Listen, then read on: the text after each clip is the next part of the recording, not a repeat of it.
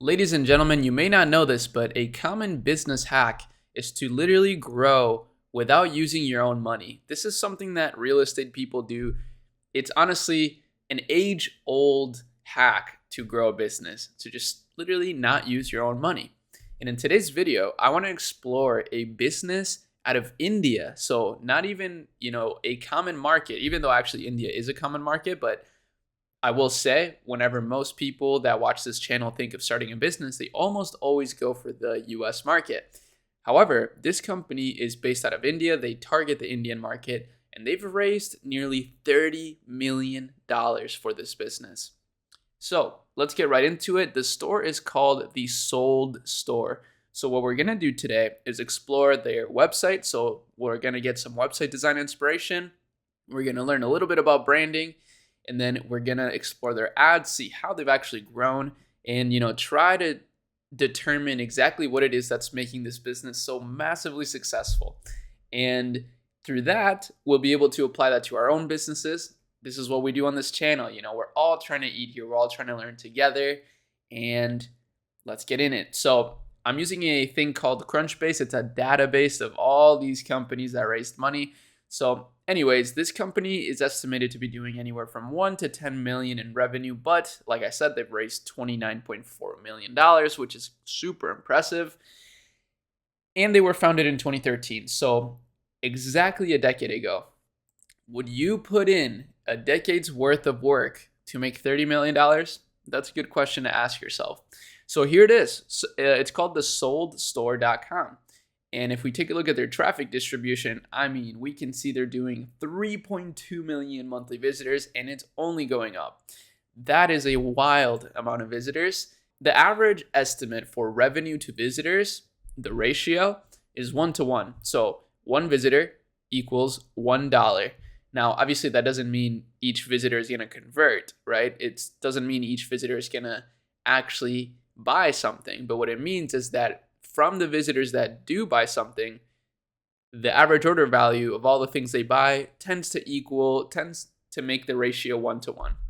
So anyways, as you see, when we land on here, personally, I don't see this as, a massive business, but let's actually take a look. So if we go here, we can see, well, the first thing that stands out to me is that this is quite literally a very simple fashion brand and licensing company. As you see, they're clearly able to get some licensing for things such as Marvel. I'm not exactly sure how they do that, right? I don't know how they do that, but I'm pretty sure it's actually not as difficult as we think to get licensing for different products. I've talked to a lot of business owners that have been able to do this, even potential clients for Akemi, and that's my agency, by the way. Shout out to Akemi. But I don't think it's as difficult as we think. And what's great about licensing is that it actually makes first of all, you can use that for marketing and also for launching new products, which are two of the biggest keys to building a business, especially if you're going to be running meta ads, which this brand, I believe, does run meta ads. But as you see, they post a lot of different stuff. Even like memes and things of this nature, which is really cool. So I try to break down their marketing, and I see that they're running a ton of traffic from Facebook, but I'm not able to find their Facebook ads, even though through SimilarWeb, we can see that a lot of their traffic is actually paid. So they are getting a lot of paid traffic through the website, and it's mostly through Meta, which is unsurprising to me. I run a Meta ads agency, like I've been saying, so I know the power of Meta ads, and I know that you can literally grow a business exponentially through it if you're continuously dropping new products and have some great, unique, eye-catching things that you can promote, such as these, right? These are all very well done. So let's look at this one, for example, and let's see the actual landing page to see how well they've done it. Okay, it's super simple. This is what I always talk about in my videos lately. A lot of times, simplicity is key when it comes to actually designing your Shopify store. This is a good example. It's really all about the images. The images just sell it very, very well. And that's all they need. They don't need to have this super crazy fancy website to grow exponentially.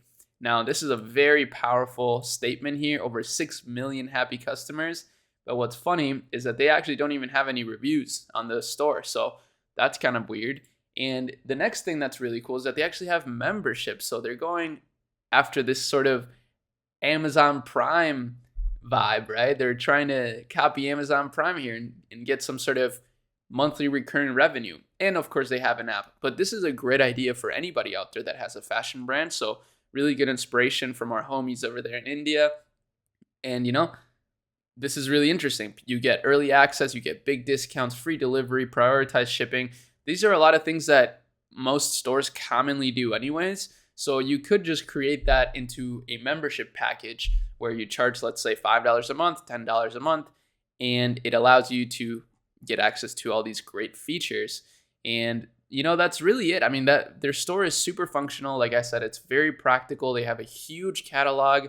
So, this theme is nice because it supports a big catalog and it's simple. That's definitely the type of stores that I like to run these days. I'm honestly, as much as I think one product stores are cool and simple, I like the idea of potentially always adding new products and, keeping the brand or the people that follow the brand engaged with new product launches. So I really like themes that can support big catalogs like this. And it's really interesting just to see stores from emerging markets. And that's why I wanted to make this video, because when I saw this, I was like, wow, people are sleeping on India. I think India is such a up and coming market leader that's about to pop off in the next 5-10 years. Same with Brazil, for example. I do a ton of research, obviously, in the e-commerce landscape. And some of the biggest stores in the world right now are coming from Brazil as well. So that's another thing I want to emphasize. These emerging markets are extremely powerful, and seeing that helps me make better investing decisions too. That's some stuff I want to talk about more on the channel is investing. I love investing. It's fun. I love buying companies. Right now, I've been buying Mercado Libre, which, it ties in with this thesis on emerging markets, especially in Brazil and South America. But same with India, right? India is popping off. So that's all to say that, never neglect your home country as a place to potentially market. I know that everybody wants to go after the US, which makes sense, right? Like I tend to go after the big four for all of my businesses as well, but I also live in the US. If I lived, let's say, in Turkey, or let's say in, I don't know, Bolivia, right? Like I would potentially try to start a business there, even though the overall market cap wouldn't be as big. Like there's not as big of a addressable market.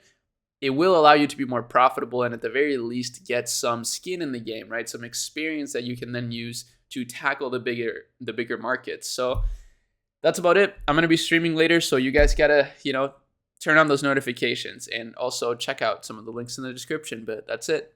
See you later. Peace.